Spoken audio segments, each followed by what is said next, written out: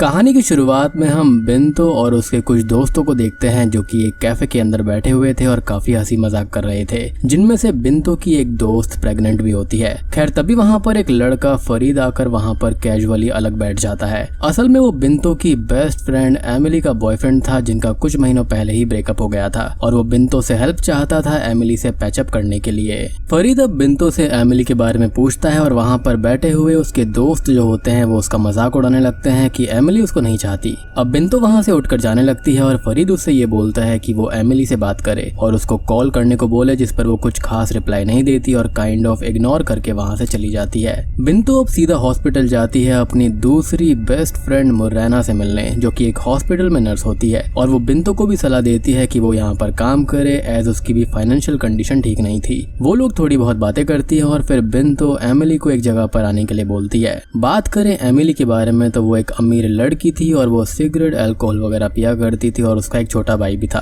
जिसका नाम एंटोन होता है। खैर एमिली एक सुनसान से ब्रिज से होकर एक अबैंडन्ड बिल्डिंग की तरफ जाती है और उस बिल्डिंग की हर वॉल पर ग्रेफिटी बनी हुई थी, यानी कि काइंड ऑफ आप स्प्रे पेंटिंग कह सकते हो। एमिली इस बिल्डिंग से काफी ज्यादा फैमिलियर थी, इसका मतलब वो लोग यहाँ पर अक्सर ग्रेफिटीज बनाया करते थे। खैर वो एक लॉकर की ओर बढ़ती है और वहाँ से कलरिंग कैंस को निकालती है और तभी वहाँ पर उसको मुरैना आकर बिंतो के पास में लेकर जाती है। ये बिल्डिंग असल में उन तीनों का ही एक सीक्रेट अड्डा जैसा था, जहाँ पर वो लोग वॉल्स के ऊपर ग्रेफिटी बनाया करते थे, क्योंकि वॉल्स के ऊपर ग्रेफिटी बनाना इलीगल था और इस अबैंडन्ड बिल्डिंग में कोई भी आने नहीं वाला था, तो ये जगह उनके लिए बेस्ट होती है। फिर वो लोग उस बिल्डिंग के अंदर एक जगह से दूसरी जगह पर जाते हैं जहाँ के वॉलपेपर्स निकले हुए थे, और वहाँ पर जब एमिली वॉलपेपर्स को हटाती है तो उस वॉल के ऊपर कंदीशा लिखा हुआ मिलता है, जो कि उसको और बिंतो को समझ में नहीं आता। लेकिन मुरैना इसके बारे में ये बताती है कि आयशा कंदीशा मोरक्को का एक अर्बन लेजेंड है और वो एक बहुत ही खूबसूरत लेडी का गोस्ट है जो कि लड़कों को जान से मार देती है,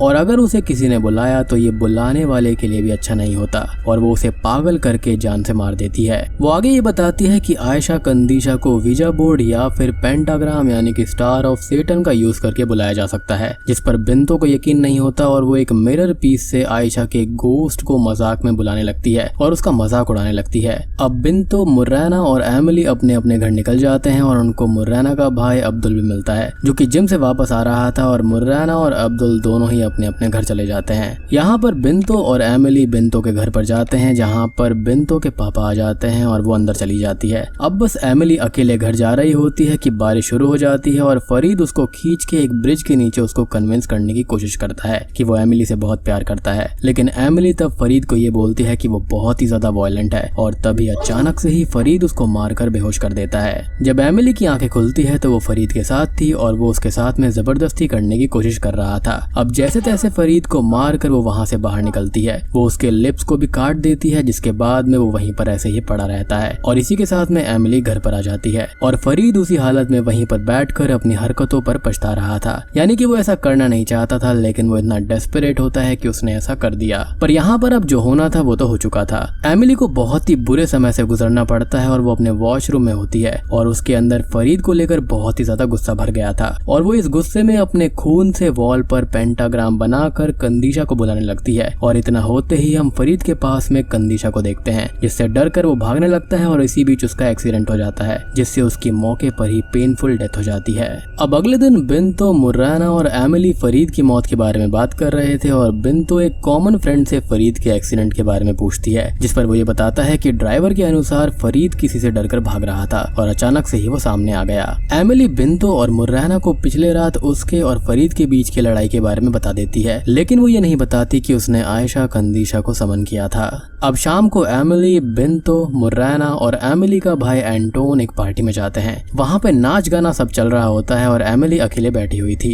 अब वो बॉन फायर के पास में बैठी हुई होती है और तभी उसको कंदीशा की शैडो दिखाई देती है और वो कुछ विशेष करने लगती है, जिससे वो किसी ट्रांस जैसी स्टेट में चली जाती है। अब पास बैठी हुई उन लोगों की एक दोस्त को लेबर पेन होना शुरू हो जाता है और सभी लोग उसको संभालने लगते हैं, और ये वही फ्रेंड है जो कि हमको शुरुआत में रेस्टोरेंट के अंदर दिखाई गई थी। अब एमिली का फ्रेंड बेन उसको देखकर उसके पास आता है पूछने के लिए कि उसको क्या हुआ है, और तभी कंदीशा का वो साया उसको बॉन फायर में गिरा देता है, जिससे कि वो लड़का जलने लगता है और मारा जाता है, जिससे कि एमिली बहुत ही ज्यादा डर जाती है।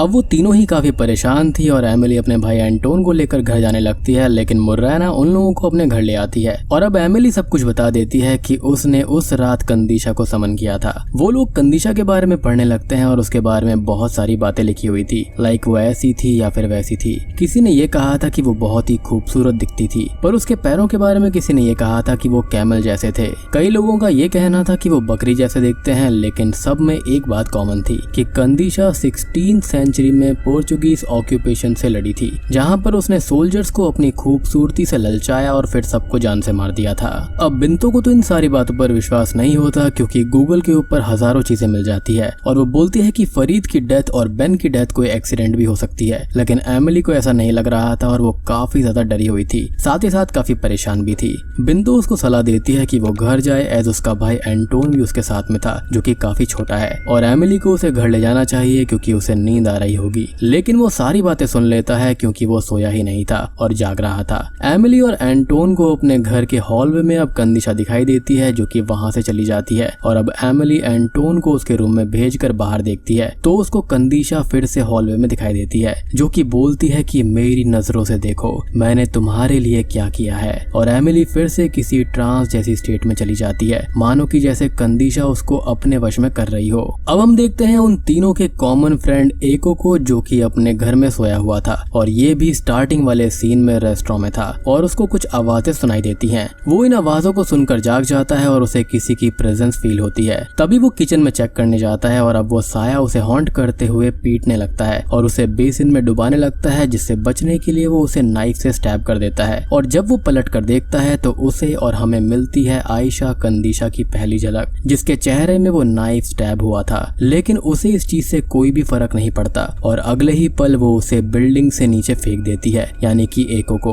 और एको का सर पूरा फट जाता है, जिससे उसकी भी दर्दनाक मौत हो जाती है। अगले दिन एमिली मुर्राना और बिंतो को बताती है कि कंदीशा ने एको को मार दिया है और बेन को फायर में धकेला भी उसने ही था, और ये सब कुछ कंदीशा ने ही उसको दिखाया है। वो लोग अब काफी परेशान बैठी हुई थी और बात करती हैं कि फरीद को कंदीशा ने मारा क्योंकि उसने एमिली को हर्ट किया था, बेन को मारा क्योंकि उस पर बिंतो को क्रश था, और एको उन तीनों के छोटे भाई जैसा था इसलिए उसे मारा, और वो लड़कों को ही मार रही है, जिसका मतलब अर्बन लेजेंड बिल्कुल सही था। और उन तीनों के आसपास के बाकी लड़के जो भी उनके दोस्त हैं या फिर उनके रिलेटिव्स हैं वो भी सेफ नहीं हैं। अब आप ये सोचेंगे कि यहाँ पर इन तीनों के ही आसपास के लोगों को कंदीशा क्यों मार रही है, तो सबसे पहली बात तो अबैंडन्ड बिल्डिंग के अंदर इन तीनों ने ही कंदीशा को समन करने की कोशिश करी थी और उसका मजाक उड़ाया था, लेकिन जो मेन समन किया है वो एमिली ने किया है, क्योंकि उसने ही सैक्रिफाइस के लिए कहा था कि वो फरीद को जान से मार दे। वो तीनों सब कुछ देखकर सीधे इमाम जी के पास में जाने का डिसाइड करती हैं, लेकिन रेक्चर उनसे ये बोलता है कि इमाम उनसे मिलना नहीं चाहते और उन्होंने सीधा मना कर दिया है, जिससे वो लोग और भी ज्यादा परेशान हो जाती हैं। और अब वो लोग बचे हुए लोगों को वार्न करने का डिसाइड करती हैं, एज यही एक लास्ट ऑप्शन था उनके पास में। वो तीनों अब मुर्राना के भाई अब्दुल और फ्रेंड इरवान को कंदीशा के बारे में बताते हुए वार्न करने लगती हैं, लेकिन अब्दुल को तो कंदीशा जैसी चीजों पर भरोसा ही नहीं था, तो वो उनकी बातों को इग्नोर कर देता है। और इरवान को भी उनकी बातें थोड़ी सी अजीब लग रही थी, तो वो भी उनकी बात नहीं मानता। हालांकि वो इंटरनेट पर कंदीशा के बारे में पढ़कर उनको ये बताता है कि उसको वापस भेजने का एक तरीका है, जैसे उसे समन किया गया था वैसे ही सेम स्पॉट पर उससे रिक्वेस्ट कर उसे वापस भेजा जा सकता है। और इतना कहकर वो और अब्दुल वहां से चले जाते हैं।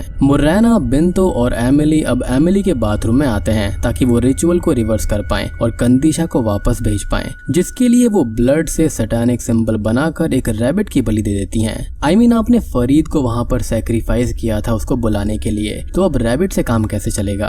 खैर वो फिर भी कोशिश करती हैं और कंदीशा के भूत से रिक्वेस्ट करती हैं वापस जाने के लिए, लेकिन ये तरीका सही था ही नहीं। तो कंदीशा तो वापस जाती नहीं है, बल्कि वो इसी बीच इरवान के पीछे लग जाती है। यानी कि इंटरनेट पर आपको जो कुछ भी मिलता है वो सारी चीजें करेक्ट नहीं होती। खैर अब हम इरवान को देखते हैं, जो कि एक हॉस्पिटल में था और वहां पर चिल्ड्रंस रूम में अपने न्यू बॉर्न बेबी को देख रहा था कि तभी उसके पास में एक ओल्ड मैन आकर खड़ा हो जाता है और उस ओल्ड मैन को कंदीशा का भूत दिखाई दे रहा था, जो कि इरवान के बेबी के पास में ही खड़ी हुई थी, लेकिन इरवान उसको नहीं देख पा रहा था। अब तभी उसका बेबी भी रोने लगता है और वो उस रूम के अंदर चला जाता है और अब कंदीशा उसे भी बेरहमी से जान से मार देती है। और सिर्फ इतना ही नहीं था, वो बेचारा बेबी अपने ही फादर के खून में भीग जाता है, यानी कि इतनी बेरहमी से कंदीशा ने उसको मारा था। अब यहाँ पर इरवान कोई और नहीं बल्कि वही लड़का है जिसकी गर्लफ्रेंड हमको स्टार्टिंग में दिखाई गई थी, जो कि प्रेग्नेंट थी, जिसका नाम एमिनाटा था। खैर बाथरूम में उस रिचुअल के टाइम वो लोग बाथरूम में पानी भरकर बैठी हुई थी रिचुअल करने के लिए, लेकिन कंदीशा एमिली को विजन्स दिखाने लगती है अब्दुल और इरवान के ही, कि वो कहाँ पर है और क्या कर रही है और उसने इरवान को कैसे मारा, जिससे वो और भी ज्यादा डरकर परेशान हो जाती है। यानी कि समन करने वाले को ये सब दिखता है कि वो क्या कर रही है। अब अगले दिन वो लोग फिर से रेक्चर के पास जाते हैं और वो मुर्राना को एक पेपर देकर एक जगह पर बुलाता है। वो तीनों ही उस एड्रेस पर जाती हैं और ये जगह किताबों और टैलिस्मैन से भरी हुई थी। अब वहाँ पर आकर बैठने के बाद में उन्हें एक सॉर्सरर मिलते हैं और वो एक किताब में देखकर कंदिशा के बारे में बताने लगते हैं, जो सच था कि असलियत में वो है क्या और क्या कर सकती है। सॉर्सरर को फ्रेंच नहीं आती थी, इसलिए रेक्चर उन तीनों को ट्रांसलेट करके सब बता रहा था। वो सॉर्सरर ये बताते हैं कि आयशा कंदिशा एक बहुत ही खूबसूरत लड़की हुआ करती थी, जिसके पति को पोर्चुगीज ने मार दिया था और उसके बाद बदले की आग में उसने कई सारे सोल्जर्स को मार डाला। आखिर में आयशा को 6 सोल्जर्स ने पकड़ा और उसको आखिरी दम तक काफी टॉर्चर किया, जिसके बाद में आयशा की आत्मा एक डिमोनिक जिन के साथ बंध गई थी और वो बदले की आग में थी, तो एक रिवेंजफुल जिन बनकर उसने उन 6 हेंचमैन से बदला लिया और लोगों ने उसका एबॉमिनेशन देखा। और तब से ही जब भी उसको कोई समन करता है तो वो 6 आदमियों की जान लेकर ही जाती है और जिसने भी आयशा कंदिशा को समन किया हुआ होता है वो इन सारी मौतों को खुद देख पाता है, एज उनके बीच एक काइंड ऑफ बॉन्ड बन जाता है। और ऐसा ही कुछ एमिली के साथ में हो रहा था।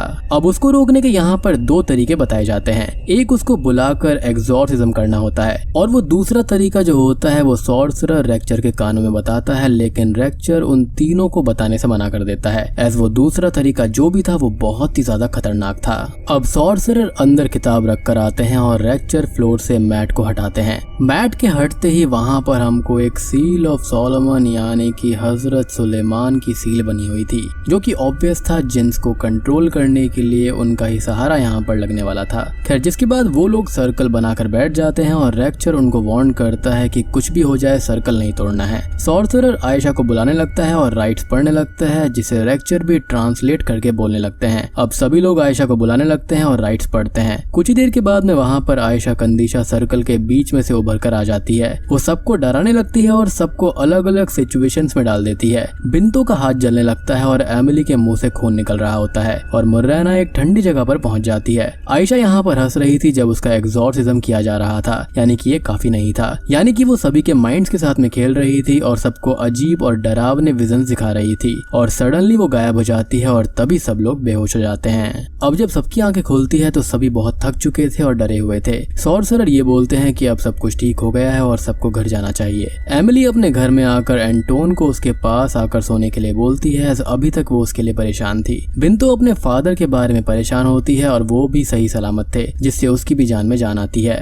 लेकिन मुर्राना का भाई अब्दुल घर पर नहीं था, लेकिन मुर्राना को अब्दुल के रूम में एक साया दिखाई देता है और वो कोशिश करती है अब्दुल को कॉल करने के लिए, लेकिन वो जिम में बिजी था और कॉल पिकअप नहीं करता। एमिली को आयशा की आवाज फिर से आने लगती है, जो कि अभी तक वापस नहीं गई थी, यानी कि एग्जॉर्सिज्म फेल हो चुका था। और कंदिशा उससे फिर से देखने के लिए बोलती है और अब हम देख पाते हैं अब्दुल को, जो कि जिम में था और उसके पास में अपने ट्रू फॉर्म में आयशा कंदिशा आती है। वो धीरे धीरे उसकी तरफ बढ़ती जा रही थी और उसके पैर एकदम कैमल या फिर गोट के जैसे थे। ये देखकर वो काफी डर जाता है और वहां से भागने की कोशिश करता है, लेकिन वो फिसल कर नीचे गिर जाता है और आयशा अपने हूफ्स उसके पैरों के अंदर घुसा देती है और उनसे उसे कुचल कुचल कर जान से मार डालती है और अब्दुल की भी दर्दनाक मौत होती है। और ये सारी चीजें एमिली देख रही थी, जिससे अब उसका डर हद से ज्यादा बढ़ जाता है और हर एक सोल को निगलने के बाद में आयशा पावरफुल हो जाती है और उसकी चीखें और आवाज पूरे शहर में सुनाई देती है। जब मुर्राना को अपने भाई की मौत का पता चलता है तो वो पूरी तरह से टूट जाती है, क्योंकि उसके पेरेंट्स पहले ही मारे जा चुके थे और अब उसका भाई भी एक डीमन के हाथों इतनी बुरी तरह से मारा गया है। एमिली और बिंतो वहाँ पर आती हैं और उसे संभालती हैं और फिर ये तीनों उसी रेक्चर के पास में जाते हैं और बोलते हैं कि कंदिशा अभी भी नहीं गई है और वो अभी भी उन लोगों को मार रही है। मुर्राना के भाई को उसने मार दिया है। वो लोग सॉर्सरर से मिलना चाहते थे, लेकिन रेक्चर ये बताते हैं कि सॉर्सरर अब इस दुनिया में नहीं रहे,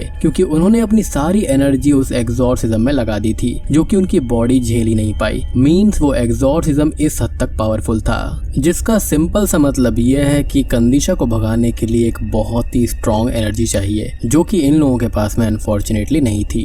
अब एमिली रेक्चर के ऊपर प्रेशर डालती है उसको दूसरा तरीका बताने के लिए, और वो पहले तो मना कर देते हैं, लेकिन फाइनली ये बताते हैं कि कंदिशा को बुलाने वाली एमिली को खुद मरना होगा, तभी कंदिशा इस दुनिया से उसके साथ ही चली जाएगी और बाद में एमिली खुद कंदिशा के रूप में री इनकारनेट होगी। इतना सुनकर एमिली उसी रात एक बिल्डिंग के टेरेस पर जाती है और खड़ी हो जाती है और अपनी जान देने के लिए वो पूरी तरह तैयार थी। और मुर्राना और बिंतो उसको बचाने के लिए आते हैं और उसको समझाकर रोक लेते हैं कि वो कुछ ना कुछ कर लेंगे कंदीशा को रोकने के लिए। अब वो लोग बात करते हैं कि कंदीशा का अगला टारगेट बिंतो के फादर होंगे, तो वो लोग बिंतो के फादर को चेक करने के लिए जाते हैं और वहाँ पर बिंतो के फादर जस्ट बस से उतरकर घर आए ही होते हैं। बिंतो अपनी दोनों दोस्तों को घर में लेकर आती है और जैसे ही वो घर में घुसती है तो ये देखती है कि वहाँ पर पहले से ही कंदीशा खड़ी हुई थी और वो फादर को पकड़कर उनको 2 हिस्सों में चीर देती है। जी हाँ, अब यहाँ पर वो सभी लोग हार मान चुके थे और कंदीशा बाकी लोगों को मारे बिना रुकने वाली नहीं थी, लेकिन वो आखिरी कोशिश ये करते हैं और कंदीशा को एंटोन का लालच देकर बुलाते हैं और फिर से एग्जॉर्सिज्म करके उसको इस दुनिया से वापस भेजने की वो कोशिश करने वाले थे,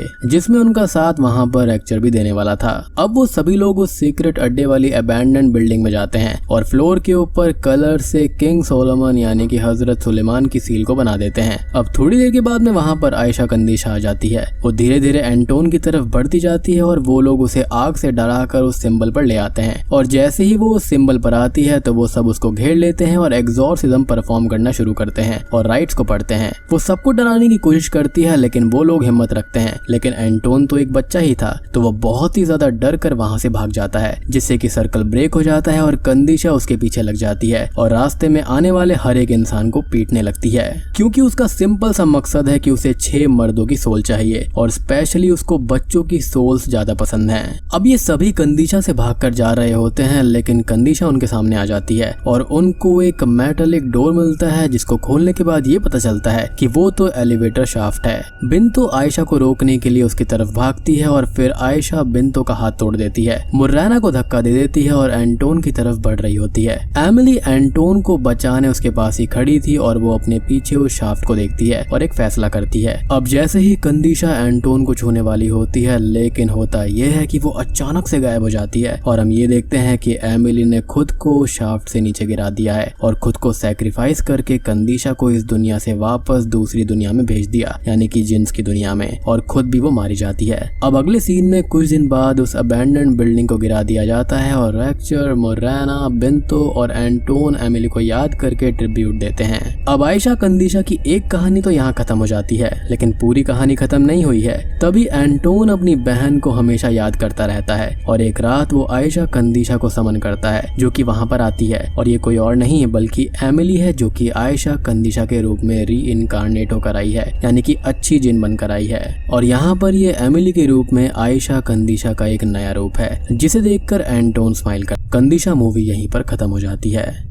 तो दोस्तों ये थी कंदीशा मूवी की कहानी। उम्मीद करता हूँ कि आपको ये पसंद आई होगी। अब बात करते हैं कंदीशा के बारे में कि वो रियल अर्बन लेजेंड है क्या। अब कहा जाता है कि आयशा कंदीशा का नाम जो भी लेता है उसके ऊपर एक कर्स आ जाता है और माना जाता है कि वो सिर्फ मर्दों की ही बॉडीज को खाती है। आयशा कंदीशा के कई सारे नाम है, जैसे लल्ला आयशा जो कि इस मूवी में यूज हुआ है, आयशा केनाविया और lady of the swamp. Swamp एक ऐसी जगह होती है जहाँ पर ढेर सारा पानी होता है और वो काफी लो लेवल एरिया में रहता है। अब यहाँ पर और कहानियां ये हैं कि वो बहुत ही बूढ़ी औरत है जिसको हैप्पी मैरिड कपल्स बिल्कुल भी पसंद नहीं है, इसलिए जब भी वो किसी हैप्पीली मैरिड कपल को देखती है तो वो उनको सेपरेट कर देती है, यानी कि मर्दों को मार देती है। एक कहानी ये है कि आयशा बहुत ही खूबसूरत लड़की थी और इतनी की कोई भी आदमी उसको रजिस्ट नहीं कर पाता था। सभी लोग उसकी खूबसूरती के जाल में फंस जाया करते थे और उसके गोट जैसे पैर भी उनको नहीं दिखाई देते थे। वो आदमियों को उठा के अपने डेन में ले जाकर खा लिया करती थी। अब कई लोग ये मानते हैं कि वो एक खूबसूरत लड़की है बिना किसी एनिमल पार्ट्स के, पर फिर भी कई लोगों का ये कहना है कि वो आदमियों का खून और फ्लैश खाती है, जैसे कि वैम्पायर्स होते हैं। अब एक फिनिश हिस्टोरियन के हिसाब से आयशा और इश्तार, जो कि गॉडेस ऑफ लव, वॉर और ब्यूटी एंड सैक्रिफाइस है, इन दोनों का कोई कनेक्शन हो सकता है। लोग इश्तार को बहुत सारे सैक्रिफाइसेस किया करते थे जो कि लेक या फिर स्वॉम्प के पास रहती थी, और बिल्कुल आयशा की तरह ही। अब एक कहानी तो ऑलरेडी हम मूवी के अंदर देख चुके हैं कि पोर्चुगीज ने उसके साथ में गलत किया था, जिसके चलते वो एक ईविल जिन से जुड़ गई थी और फिर वो बहुत ही ज्यादा खतरनाक हो गई और मर्दों को मारने लगी, स्पेशली 6 मर्दों को। और ऐसी ही ढेर सारी कहानियां हैं आयशा कंदीशा के बारे में, और जो मैंने आपको बताई हैं ये सारी की सारी मेन स्टोरीज हैं। और आयशा कंदीशा की तरह ही नडाहा भी एक इजिप्ट का बहुत ही फेमस अर्बन लेजेंड है, जिसकी कहानियां काफी प्रचलित हैं। तो दोस्तों उम्मीद करता हूँ कि आपको ये कहानी पसंद आई होगी, मूवी पसंद आई होगी। पसंद आई है तो वीडियो को लाइक कर देना, चैनल के ऊपर नए हो तो सब्सक्राइब कर लीजिए।